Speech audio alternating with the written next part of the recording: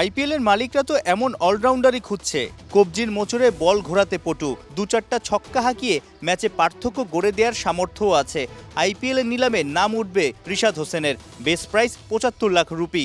২৪ ও ২৫ নভেম্বরের mega auction নিয়ে কতটা রোমাঞ্চিত বাংলার এই লেগ স্পিনিং অলরাউন্ডার? না, নর্মালি এরকম আমি চিন্তা করি না কখনো, যেমন বিপিএলের ড্রাফট নিয়েও চিন্তা করি না, যে নর্মাল থাকার চেষ্টা করি, যে কিছু একটা তো সব কিছু আল্লাহর হাতে। কোন আইপিএল টিম আপনার পছন্দ? এত বছর ধরে খেলা দেখছেন।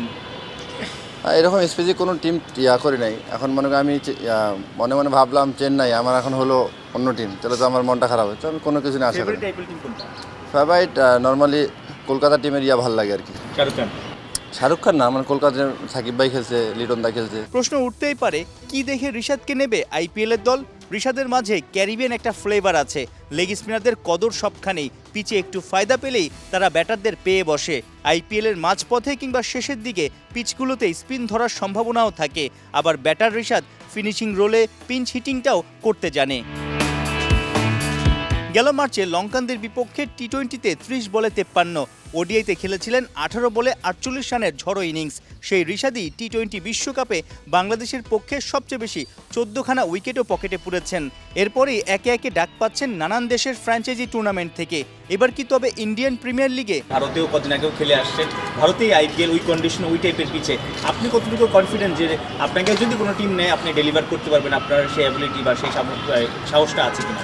না, অবশ্যই আমি আমার উপর কনফিডেন্ট আছি। তো ভালো দিন খারাপ দিন যে কেউ যখন তখন যাইতে পারে। তো আমি এত কিছু নিয়ে আশা করতেছি না। ওয়ার্ল্ড কাপ শেষ করার পর অনেক কিছু বিষয় নিয়ে কাজ করতেছিলাম, ভেরিয়েশন এবং লাইন লেন্থ। তো আশা করা যায় ইনশাল্লাহ সামনের যে সিরিজগুলো আসবে ভালো করার চেষ্টা করব। কি অবস্থা? না, আলহামদুলিল্লাহ বেটার। আপাতত রিশাদের সব ভাবনা গ্লোবাল সুপার লিগ নিয়ে। রংপুর রাইডার্সের হয়ে মাতাতে চান ৫ দেশের ৫ ফ্র্যাঞ্চাইজির এই আসর। গায়ানার টার্নিং উইকেটে রিশাদই হতে পারেন রাইডারদের বাজির ঘোড়া। ১৮ কোটি মানুষের একটা মানে প্রাণ নিয়ে যাচ্ছে আর কি। যেমন বাংলাদেশ টিম বাইরে খেলতে যায়, সেম টাইপেরই আর কি এটা হচ্ছে। তো আশা করবো ইনশাল্লাহ ভালো কিছু হবে। নর্মাল যে প্ল্যান থাকে ওই প্ল্যানে রাখবো আর কি। যেহেতু ৪ রকম টিম, তো চেষ্টা করবো নিজে ভালোটা দেওয়ার। ভিসা ও এনওসি জটিলতায় ডাক পেয়েও খেলতে পারেননি কানাডার গ্লোবাল টি-20 ও জিম আফ্রো টি10। অস্ট্রেলিয়ার বিগ ব্যাশের দল হোভার্ট হারিকেন্সও রিশাদকে দলে নিয়েছে। বিপিএলের কারণে হয়তো বিগ ব্যাশেও খেলা হবে না রিশাদের। সাইফুল রূপক, ৭১।